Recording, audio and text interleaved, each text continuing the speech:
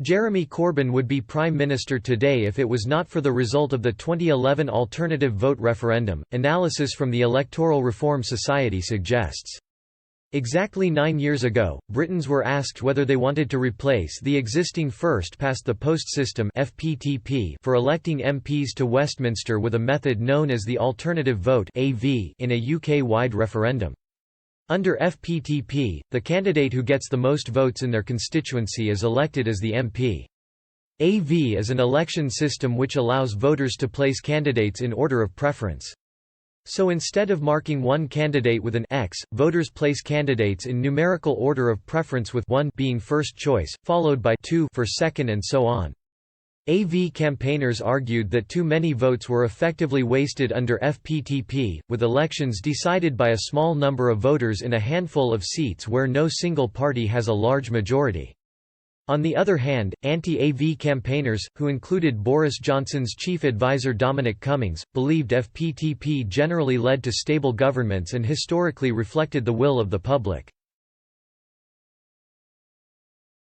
Former Conservative Prime Minister David Cameron supported retaining first-past-the-post while his then Liberal Democrat deputy Nick Clegg was campaigning for a switch to Avenue.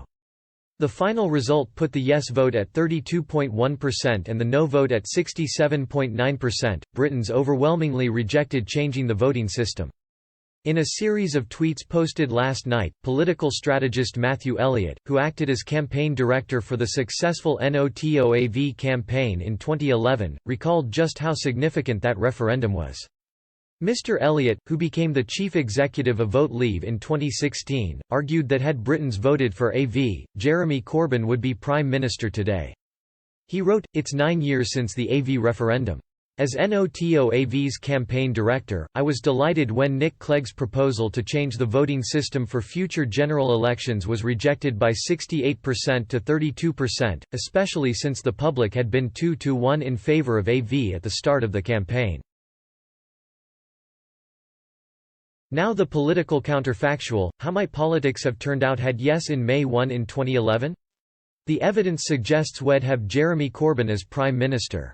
Boris Johnson as opposition leader and we'd still be in the EU. I'll leave you to judge whether that would be good or bad.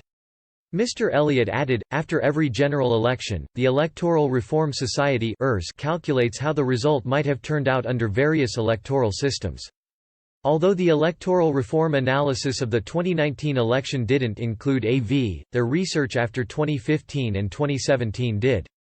In 2015, the first election that would have been held using the alternative vote, the ERS calculated that the Conservative majority would have doubled from 12 to 24. So David Cameron wins under Avenue.